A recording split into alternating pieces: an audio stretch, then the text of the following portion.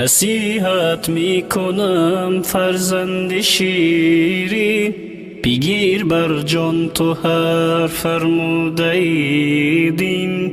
مشو سرکش ز دستور الهی، کنار بگذار مسیر در تباهی. نصیحت میکنم فرزند شیرین، بگیر بر جان تو هر فرموده دین.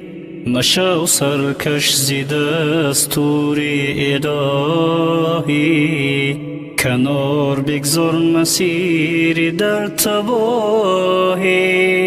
بسر کن جای دوستانی خدا را، بکن پیش رهی جود و سخا را. مشو فرزند شیرینم ز حق دور، اطاعت کن ز راه احمد نور. بسر کن جای دوستانی خدا را، بکن پیش رهی جود و سخا را. مشو فرزند شیرینم ز حق دور، اطاعت کن ز راه احمد نور.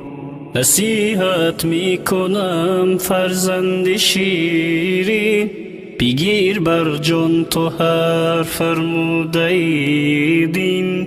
مشو سرکش ز دستور الهی، کنار بگذار مسیر در تباهی. نصیحت میکنم فرزند شیرین، بگیر بر جان تو هر فرموده دین.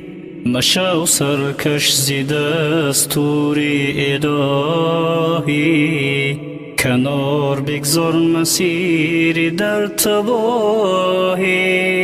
چو بوبکر خدا صدق و صفا کن، چو عثمان بر رعیت بس وفا کن. چو عمر از شجاعت بهره بردار، بسر بر در حیات خود علی وار. چو بوبکر خدا صدق و صفا کن، چو عثمان بر رعیت بس وفا کن. چو عمر از شجاعت بهره بردار، بسر بر در حیات خود علی وار. نصیحت میکنم فرزند شیرین، بگیر بر جان تو هر فرموده دین.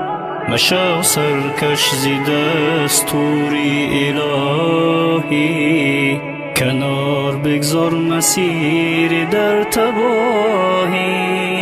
نصیحت میکنم فرزند شیرین، بگیر بر جان تو هر فرموده دین. مشو سرکش ز دستور الهی، کنار بگذار مسیر در تباهی.